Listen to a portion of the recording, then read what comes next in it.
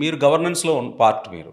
You are also part of the government even in his tenure. Right. Right. So, Amaravati కాకుండా ఒక్కటి కాకుండా అమరావతి అంటే ఇప్పటికి కూడా నాకు తెలీదండి. వెరీ హానెస్ట్‌గా నిజంగా మనస్ఫూర్తిగా రాయలసీమ సైడ్ వాళ్ళు గానీ, కోస్టల్ ఆంధ్ర వాళ్ళు గానీ మనస్ఫూర్తిగా ఇది మన రాజధాని అని ఒప్పుకున్నారో లేదో నాకు కూడా తెలవదు ఈ రోజుకి. సరే అది పక్కన పెడదాం.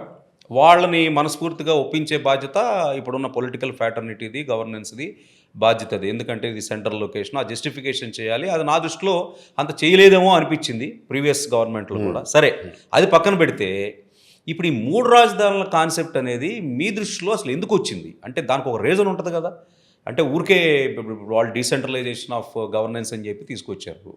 సో, ఈ జగన్ నెవర్ అగైన్ అనే దానికి, దీనికి ఏమన్నా సంబంధం పెట్టగలరా? అంటే ఎందుకు ఆయన 3 రాజధానులు ఆయన ఒక మంచి పర్పస్‌తో చేసి ఉండొచ్చు కదా! ఎందుకంటే డీసెంట్రలైజేషన్ చేస్తే 3 రీజియన్స్ డెవలప్ అవుతాయి అనుకోవచ్చు కదా!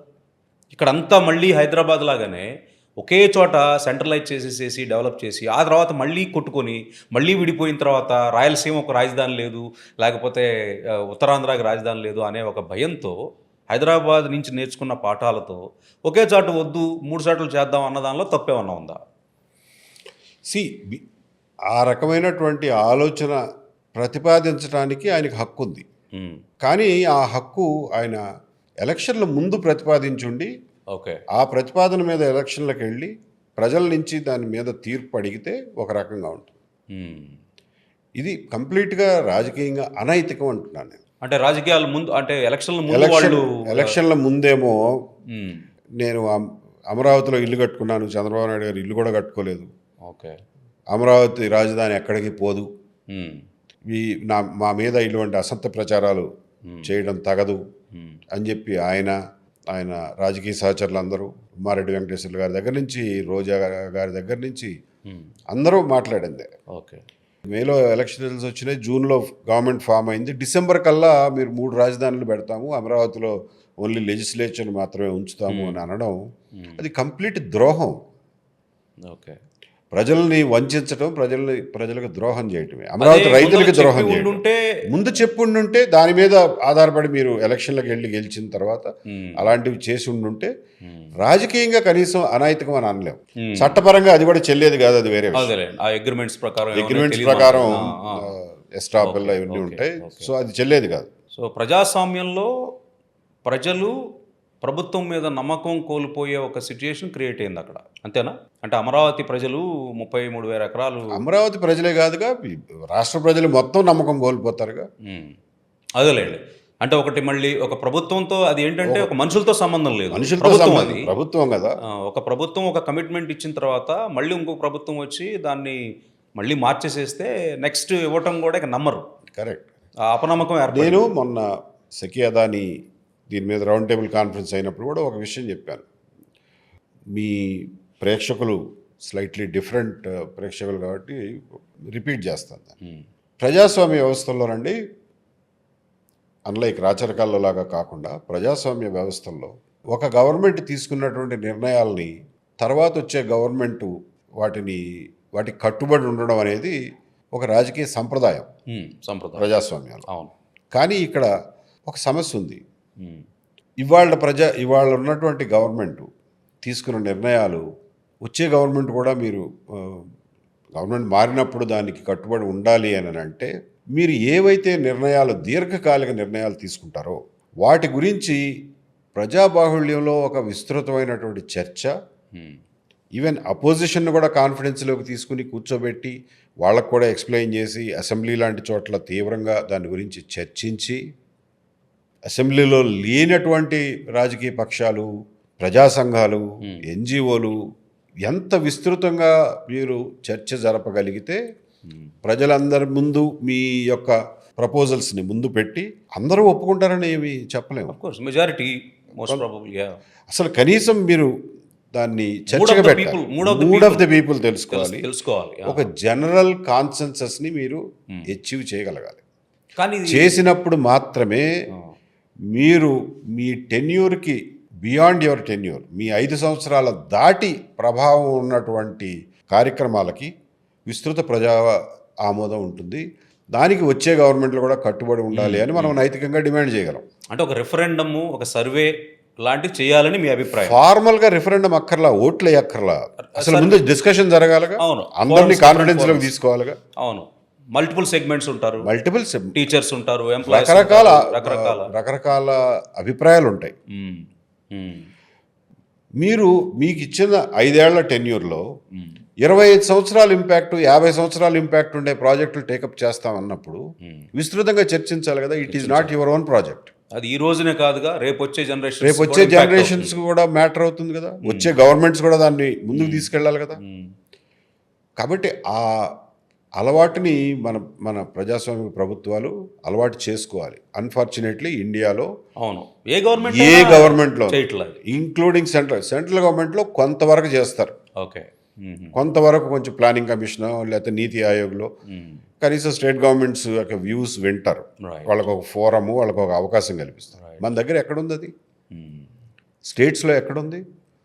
సో అయితే ఇప్పుడు మీరు అనేది ఏంటంటే ఒక మెజారిటీ డెసిషన్ తీసుకునేటప్పుడు ఐ థింక్ వెస్ట్రన్ కంట్రీస్లో ఇది బెటర్ దాన్ ఇండియా అండి. నాకు తెలిసి కమ్యూనిటీ పార్టిసిపేషన్ ఉంటుంది, మూడ్ ఆఫ్ ది పీపుల్ తెలుసుకుంటారు. అదొకటి కదా, అపోజిషన్ కూడా మనకు అసలు అఖిలపక్షం అనేది ఇప్పుడు మీ మొహం నేను చూసుకోను, నా మొహం మీరు చూసుకునే స్టేజ్కి వచ్చినప్పుడు, ఒక పర్సనల్ వెంజెన్స్ పాలిటిక్స్ అయిపోయినప్పుడు అసలు ఇది వస్తుందన్న నమ్మకం నాకు లేదు. ఇప్పుడు ఎలా ఉందంటే రాజకీయ లేనప్పుడు, అది జరగనప్పుడు ఇలాంటివే జరుగుతుంటాయి. మరి దీనిలో మార్పు తీసుకురావడానికి మనం ఏం చేయొచ్చు అంటారు? ఖచ్చితంగా పొలిటికల్గా దీని మీద చర్చ జరగాలి. అందుకనే మీ ప్రేక్షకుల మీద నా నమ్మకం ఏంటంటే దీని గురించి ఆలోచించండి. ఒక ప్రజాస్వామిక ప్రభుత్వం, ప్రజాస్వామ్యంగా ఏర్పడినటువంటి ప్రభుత్వం టెన్యూర్ మీరు ఇచ్చింది 5 ఏళ్ళు. 5 ఏళ్లలో పూర్తయ్యే పనుల వరకే వీళ్ళు చేయగలరా, లేకపోతే బియాండ్ 5 years కూడా వీళ్ళు ప్లాన్ చేసి దాని మీద డెసిషన్స్ తీసుకోగలరా? నాగార్జున సాగర్ కట్టాలంటే 5 ఏళ్లలో అయ్యేది కాదు, పోలవరం 5 ఏళ్లలో అయ్యేది కాదు, అమరావతి 5 ఏళ్లలో అయ్యేది కాదు. 5 ఏళ్ళు దాటి ఈ ప్రాజెక్ట్ ఉంటుంది అన్నప్పుడు అందరినీ కూర్చోబెట్టి అందరికీ ఎక్స్ప్లెయిన్ చేసి వాళ్ళు అడిగిన డౌట్లన్నిటికీ పారదర్శకంగా డేటా అంతా వాళ్ళ ముందు పెట్టి చర్చించాల్సిన బాధ్యత ఉందా లేదా? ఉందండి, అది ఖచ్చితంగా ఉండాలి. అది ఏ గవర్నమెంట్ చేసిందని నేను అనుకోవట్లేదు. నో, కొన్నిసార్లు చేసినట్టు గుర్తు నాకు లాస్ట్ 30 yearsలో కొన్ని విషయాల్లో చేసినట్టు గుర్తు, కానీ చాలా వరకు చేయడంలా. అది చేయాల్సిన అవసరం ఉంది కదా. ఉంది, ఖచ్చితంగా ఉంది. ఈ అమరావతి ఫియాస్కో చూసిన తర్వాత అయినా మనం దాన్ని ఖచ్చితంగా చేయాలి కదా. సో దాన్ని కనీసం let us agree that it should be done. ఇప్పుడు ఫర్ ఎగ్జాంపుల్ మీరు వెస్ట్ గురించి మాట్లాడారు కాబట్టి I'll give you an example. 1935 government of India act 1935 అనేది బ్రిటన్లో చట్టం తీసుకొచ్చారు. ఓకే, బ్రిటిష్ పార్లమెంటే కదా అప్పట్లో చట్టాలు చేసింది. 1935లో, అంతకుముందు 1909లో ఒక రిఫార్ము. వాళ్ళండి బ్రిటిష్ వాళ్ళు బేసికల్గా అరౌండ్ 1905 టైం నుంచి ఎప్పుడైతే బెంగాల్ విభజన జరిగిందో దాని మీద పెద్ద ఎత్తున నిరసనలు, ఇన్ఫ్యాక్ట్ మిలిటెన్సీకి కూడా దారి తీసిందో, ఆ తర్వాతే మన వాళ్ళు మిలిటెంట్గా లాల్ బాల్ పాల్ అంటారు చూడండి, ఆ మిలిటెంట్ యాక్టివిటీ అంతా బెంగాల్ విభజనని పురస్కరించుకుని స్టార్ట్ అయింది. ఓకే, అంటే విపరీతంగా రియాక్ట్ అవ్వడం మొదలెట్టారు ఇండియన్స్. అంతకుముందు చాలా పీస్ఫుల్గా ఉండేవాళ్ళు, మిలిటెంట్గా రియాక్ట్ అయ్యేవాళ్ళు. ఎంపైర్ ఏదైతే ఉందో బ్రిటిష్ ప్రభుత్వం ఒక నిర్ణయం తీసుకుంది. ఏంటంటే ప్రతి 10 సంవత్సరాలకి భారతదేశాన్ని ఎలా పరిపాలించాలి, భారతదేశ పరిపాలనలో భారతీయుల పాత్ర ఎంతవరకు ఉండాలి, ఎంతవరకు ఎలా మెల్లమెల్లగా పెంచుకుంటూ పోవాలి అనే దాన్ని గురించి ప్రతి 10 సంవత్సరాలకి ఒక కమిషన్ వేసి ఆ కమిషన్ రిపోర్ట్ ఆధారంగా సంస్కరణలు తీసుకొద్దామనే ఒక నిర్ణయం, విధానపరమైన నిర్ణయం తీసుకున్నారు బ్రిటిష్ వాళ్ళు. ఆ నిర్ణయానికి కట్టుబడి 1909లో మార్లే మింటో అనే కమిషన్ వేశారు. వాళ్ళు కొన్ని రిఫార్మ్స్ సజెస్ట్ చేశారు. మార్లే మింటో రిఫార్మ్స్ అంటారు 1909లో. మళ్ళీ ఖచ్చితంగా 10 సంవత్సరాలకి 1919లో మాంటెగు షెల్మ్స్ఫోర్డ్ అని ఆ రిఫార్మ్ తీసుకొచ్చారు. అదొక కమిషన్. మళ్ళా 10 సంవత్సరాలకి రావాల్సినటువంటి కమిషన్ ఏదయ్యా అంటే సైమన్ కమిషన్. 1919 తర్వాత 29లో రిఫార్మ్స్ జరగాలి, 10 ఏళ్లకు ఒకసారి. సో సైమన్ కమిషన్ వేశారు. కానీ సైమన్ కమిషన్లో భారతీయులకి ప్రాతినిధ్యం లేకుండా చేశారు అని చెప్పి, అంటే అప్పటికి మన నేషనలిస్ట్ ఫెర్వరు పెరుగుతూ ఉంది, అంటే మన ప్రొటెస్ట్ లెవెల్స్ పెరుగుతున్నాయి. అందుకని వాడు కొంచెం డిటాచ్మెంట్ మోడ్లోకి వెళ్ళాడు. 1909, 1919 కమిషన్లకి మన వాళ్ళు ఎవరు అబ్జెక్షన్ చెప్పలా, నడిపేశారు. 1919లో ఇన్పుట్స్ తీసుకున్నారా? భారతీయుల ఇన్పుట్స్ నుంచి? తీసుకున్నారు. భారతీయుల దగ్గర నుంచి ఇన్పుట్స్ తీసుకునేవాళ్ళు. వాళ్ళ దృష్టిలో ఎంతవరకు మనం ప్రాతినిధ్యం పెంచవచ్చు అని. 1919 యాక్ట్ తర్వాతనే మీకు 1921 22లోనో రాష్ట్రాల్లో కౌన్సిల్స్ ఏర్పడినాయి. అప్పుడే మనకి మద్రాస్ ప్రావిన్స్కి ఒక ముఖ్యమంత్రి వచ్చాడు. ఓహో, ఓకే ఓకే, గాట్ ఇట్. అది ఆ సంస్కరణల ఫలితమే. రాజాజీ గారా ఆయన? రాజాజీ కాదండి, అప్పుడు ఫస్ట్లో వచ్చిన ఆయన బొల్లేని మునిస్వామి నాయుడు, ఓహో, వీళ్ళందరూ ఒక సిరీస్ ఆఫ్ ముఖ్యమంత్రులు వచ్చారు అప్పుడు.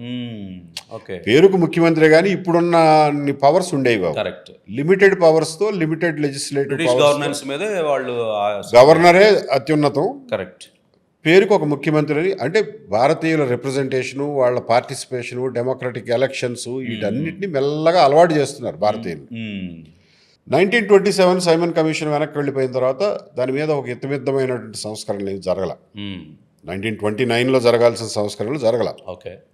కానీ బ్రిటిష్ గవర్నమెంట్ వాళ్ళు చెప్పిన దానికి కట్టుబడి భారతీయుల యొక్క రిప్రజెంటేషన్ పెంచాలి, చట్టసభలు లేకపోతే వాళ్ళకి లెజిస్లేటివ్ పవర్స్ ఇవ్వాలి అనే విధానపరమైన పాలసీ డెసిషన్ అయితే తీసుకుంది. తీసుకుని సైమన్ కమిషన్ చేయాల్సిన సంస్కరణలు వీటన్నిటినీ కలిపి కన్సాలిడేటెడ్గా 1935లో government of India act 1935 okay అని ఒక యాక్ట్ని రూపొందించింది, ముసాయిదా రూపొందించింది, డ్రాఫ్ట్. ఆ డ్రాఫ్ట్ నుండి బ్రిటిష్ పార్లమెంట్ ఆ రోజుల్లో బ్రిటిష్ పార్లమెంట్ నాకు గుర్తున్నంత వరకు 60 రోజుల్లో ఏమో డిస్కస్ చేసింది ఒక యాక్ట్ని.